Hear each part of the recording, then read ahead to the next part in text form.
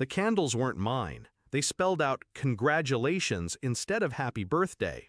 My brother stood on the chair, arms raised like a champion, while my parents clapped and cheered.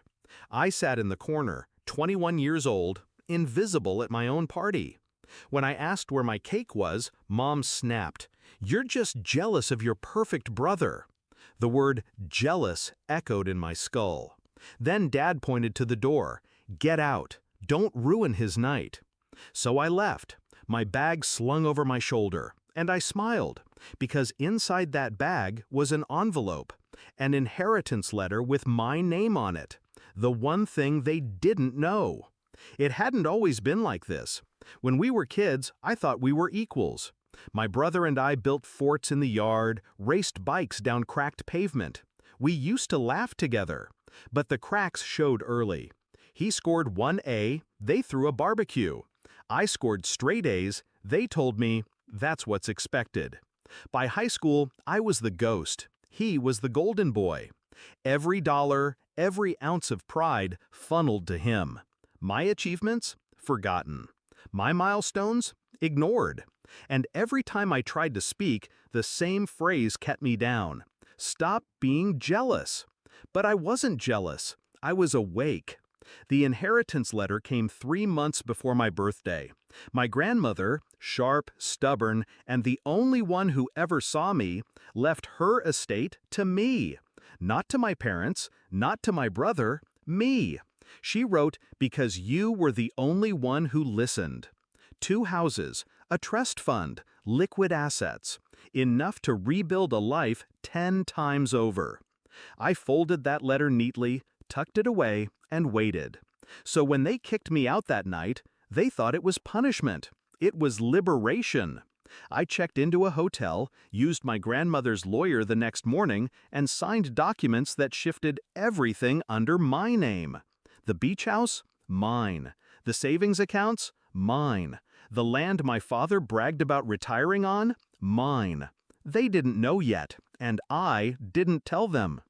For weeks, I stayed quiet. I watched from a distance as my brother flaunted his new promotion. My parents basked in his glow. They posted photos online, captions dripping with pride. I let them celebrate, because storms hit harder when skies look clear. Then the bills started arriving. Property taxes, maintenance fees, invoices tied to assets they assumed were theirs. My signature was on everything now. Their calls came fast. "Why is our mortgage company contacting you?" Dad demanded. "Because it's not your mortgage anymore," I replied. Mom cried. My brother shouted in the background, calling me selfish, cruel. I hung up. But I wasn't done. I put the beach house up for sale. The one they used every summer, the one my mother bragged about to her friends. I sold it quietly, quickly, profitably. When my father drove there one weekend, the locks had been changed. The new owners waved from the porch. The rage in his voice when he called me was almost musical. "You betrayed us!" "No," I said evenly. "You betrayed me. Years ago." The final blow came at my brother's homecoming dinner. He'd just moved back to the city. My parents threw another party in his honor, of course. I arrived uninvited, dressed sharp, calm, carrying one folder. When Dad saw me, he sneered. "What are you doing here?" I placed the folder on the table. Inside, final transfer papers.